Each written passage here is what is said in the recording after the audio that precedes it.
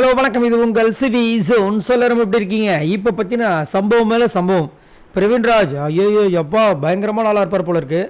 ஆக்சுவலாக அவர் என்ன நினச்சிருக்காருன்னா, சபரிக்கு 2 குத்து இருக்குது, அதனால் கனிக்கு ஒரு குத்தை குத்தி டையில் வச்சிடலாம் அப்படின்னு சொல்லிட்டு அவர் வந்து கனி குத்திட்டார். குத்துனதுக்கு அப்புறம் பார்க்குறாரு சபரிக்கு ஒரே ஒரு குத்து தான் வந்திருக்கு, கனிக்கு 2 குத்து, இந்த பக்கம் கமருதீனுக்கு 3 குத்து வாங்கி அவர் ஆட்டத்துலேருந்து வெளியே போயிட்டார். அதுக்கப்புறம் அந்த டாஸ்க் வந்து என்ன பண்ணுறாங்க, கொஞ்ச நேரத்தில் வந்து அந்த ஃபேஷன், அந்த ஜெயச்சந்திரன் ப்ரொமோஷன், அந்த விஷயங்கள் நடக்குது. அதனால் எல்லோரும் போயிட்டு வராங்க. வந்துட்டு கனியும் நம்ம சபரி வந்து அவங்கவுங்க இடத்துல வந்து நின்றுக்கிறாங்க. அப்போது என்ன பண்ணுறாரு, பிரவீன் செம்ம பிளான் பண்ணுறாரு. இவரை கூப்பிட்டு போகிறார் பக்கத்தில், யார் நம்ம வினோத்தை, கானா வினோத்தை கூப்பிட்டு போய் அவர் கையால் குத்துற மாதிரி ஃபஸ்ட்டு நம்ம ஆள் குத்திடுறாப்புல.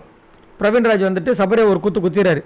அவர் திரும்பி பார்க்கும்போது இவர் கையை பிடிச்சிட்டார், கானா வினோத் கையை. உடனே இவர் நினச்சிட்டு சபரி கானா வினோத்தை குத்துனார் போகிறேன்னு சொல்லிட்டு இட்ஸ் ஓகேன்னு சொல்லிட்டு விட்டாப்ல.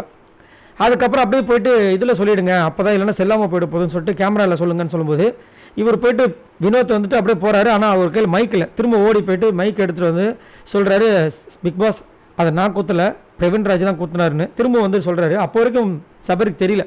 அதுக்கப்புறமா தான் வந்துட்டு சாரி நான் தான் குத்துனேன் அப்படின்றாரு. இவருக்கு ஒரு ஷாக்கு, ஏன் குத்துனேன், இட்ஸ் ஓகேன்ட்டார். இருந்தாலும் அவருக்கு ஒரு குழப்பம், அவங்களுக்கும் குத்துறான் நம்மளுக்கும் குத்துறான் என்னன்னு பார்த்தா அப்போ தான் உண்மையாக சொல்கிறார். ஆக்சுவலாக 2 பேருமே 2 குத்துன்னு நினச்சேன்.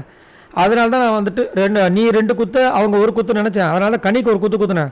கடைசியை பார்த்தா நீ இன்னும் ஒரு குத்தில் தான் இருக்குது, அதனால தான் உனக்கு ஒரு குத்து குத்துனேன். இப்போ நீங்கள் 2 பேர் டையில் இருக்கீங்க, வேறு யாராவது வந்து குத்திட்டு அவங்கள வந்து கேப்டனை வந்து செலக்ட் பண்ணிட்டு போட்டோம், எனக்கு தேவை வந்துட்டு சுவாரஸ்யம் அப்படின்ற மாதிரி சொல்லிட்டார்.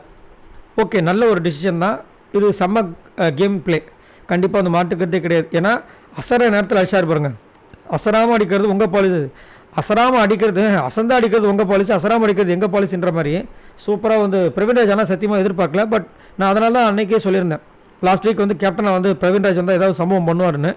பட் மிஸ் ஆகிடுச்சு.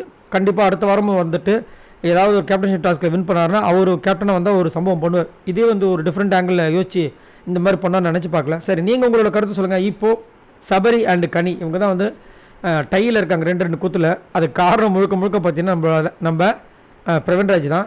ஸோ ஆல்ரெடி நம்மளுக்கு நியூஸ் வந்திருக்கு, கனி தான் வந்து கேப்டனாக வந்துட்டாங்க அப்படின்ட்டு. பட் இன்னுமே வந்துட்டு லைவில் வந்துட்டு அது மாதிரி விஷயங்கள் வரல. பார்க்கலாம், உங்களோட கருத்துக்களை சொல்லுங்கள். இந்த மாதிரி சூடான அப்டேட்ஸ் சுவையாக உங்களுக்காக காத்துட்ருக்கு. உடனுக்குடன் இது வேணும்னா மறக்காமல் சப்ஸ்கிரைப் பண்ணுங்கள். பாய் நண்பர்களே.